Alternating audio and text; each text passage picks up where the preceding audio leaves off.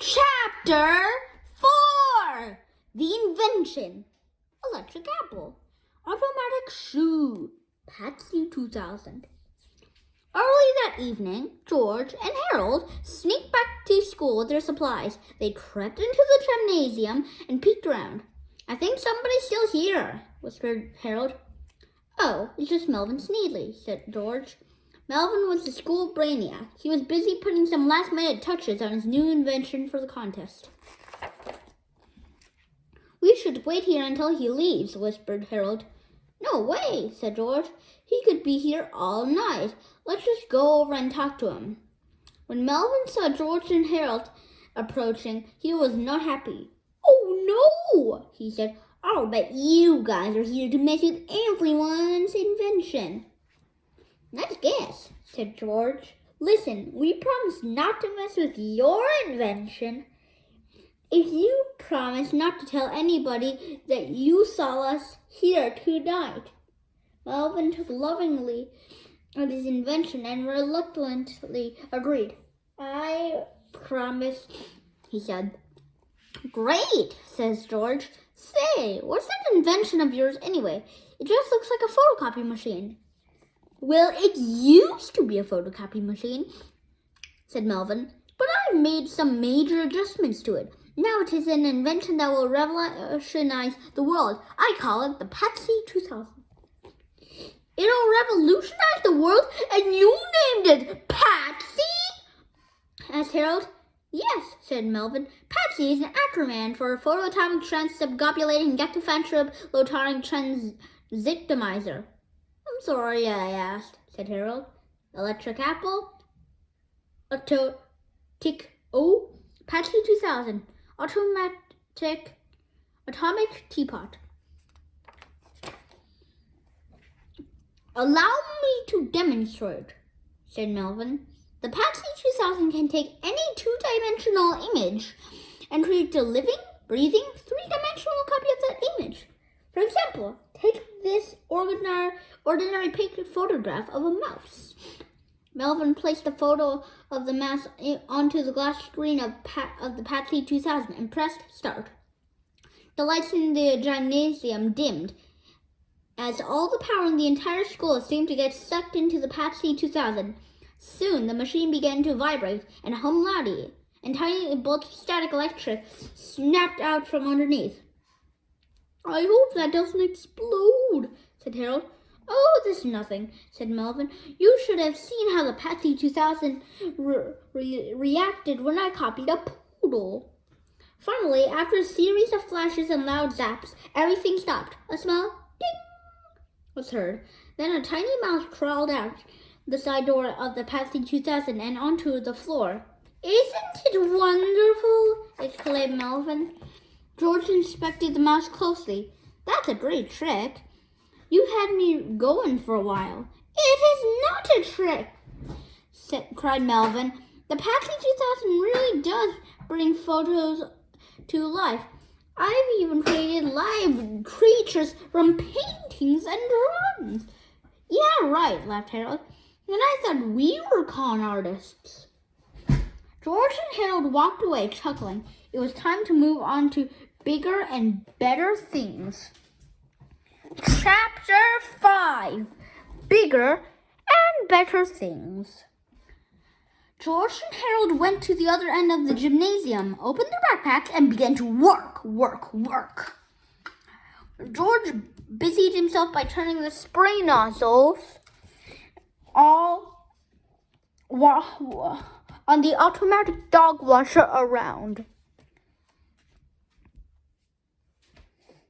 While Harold filled up the soap tank with India ink.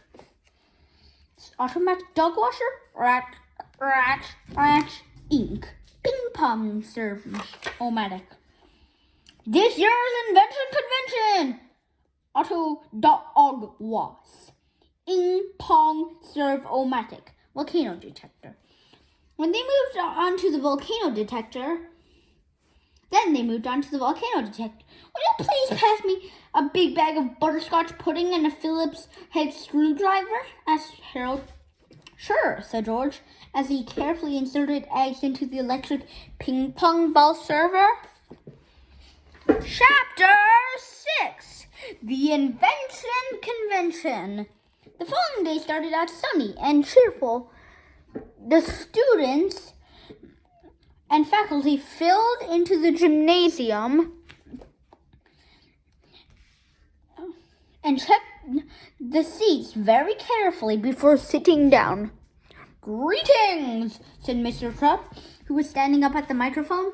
"You don't need to worry about sticky seats today. I've taken measures to ensure that this invention convention won't be a disaster like last year's." Automatic dog washer. Everyone settled in as Madison Maniini, a third grader, stepped on stage to demonstrate her automatic dog washer. "First," said Madison, "you put your dog in the tub. Then you press this button." Madison pressed the start button, and first, nothing happened. Then, suddenly, a spurt of inky black water sprayed up and out over the crowd. Everyone, except the dog, got soaked. As Madison tried desperately to turn off the sprayers, "I can't stop it!" she cried. "Somebody turn all the nozzles around." "Now, who could have done that?" asked Mr. Krupp. Next up was Donnie Shoemaker. With his electric ping-pong ball server, he began turning the machine on, and immediately he began hurling extra-large grade A eggs into the crowd. Foop, foop, foop, foop, foop, went the machine. Splat, splat, splat, splat, splat, splat, splat, went the eggs. "I can't turn the machine off," cried Donnie. "Somebody jammed a paper clip into the controller." "Now, who could have done that?" asked Miss Ribble. Ping-pong servometric. Boing! Volcano detector. Freddie Moore's volcano detector was also a big flop. When Freddie connected the circuits to a 9-volt battery, a large spring, which had been crammed into the center of his miniature volcano, launched a giant bag of butterscotch pudding high into the crowd. It landed somewhere between the third and fourth rows. Splat. "Hey!" whined Freddie. "Hey!" whined Freddie. "Somebody put pudding in my volcano!" "Now, who could have done that?" asked Mr. Meaner. The rest of the day went much the same way, with people shouting everything from, "Hey, who put oatmeal in my solar-powered leaf blower?" to, "Hey, who let all the mush out of my treadmill dune buggy?"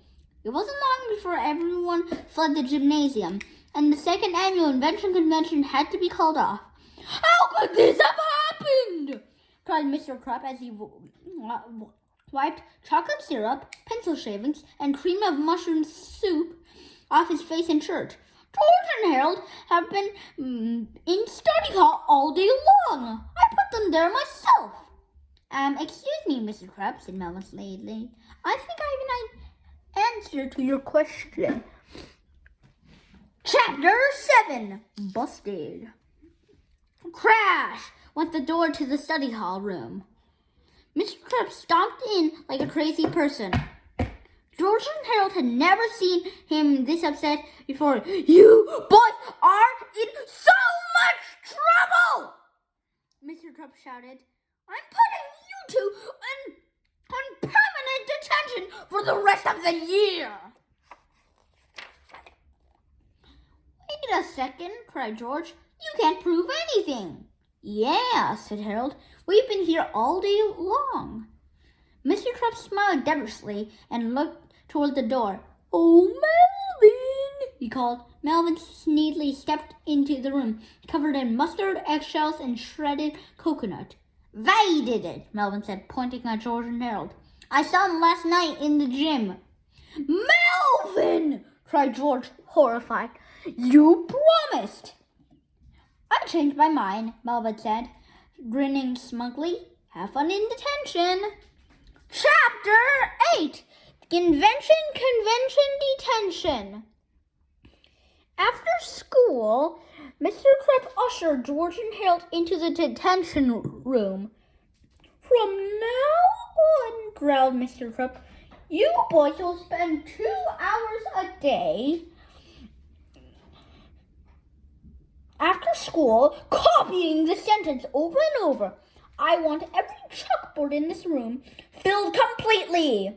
On his way out the door, Mr. Krupp turned and said with an evil grin, and if either of you leaves this room for any reason, I'm going to suspend you both. I will never do anything which angers my handsome and charming principal, Mr. Krupp, ever again. Now, as you might have guessed, writing sentences was nothing new to George and Harold. The two boys waited until Mr. Krupp left the room. Then they each took 4 homemade wooden rods out of their backpacks. The rods had holes in them that George and Harold had drilled in George's dad's workshop. Then they each took the rods. George screwed the rods together while Harold inserted a piece of chalk into each hole. Ever again, ever again, ever again, ever again, ever again, ever again, ever again, ever again, ever again, ever again. I will never, I will never, I will never, I will never, I will never, I will never, I will never, never, never, never. Then they each took a pole and began copying Mr. Krupp's sentence. Every time they wrote one sentence, the wooden poles made 12. After about 3.5 minutes, every chalkboard in the room was completely filled. George and Harold sat down and admired their work. We've got a lot of time on our hands now, said George. Got any ideas? Let's make a new comic book, said Harold. So the two boys took out some paper and pens and created an all-new adventure about their favorite superhero. It was called Captain Underpants and the Attack of the Talking Toilets.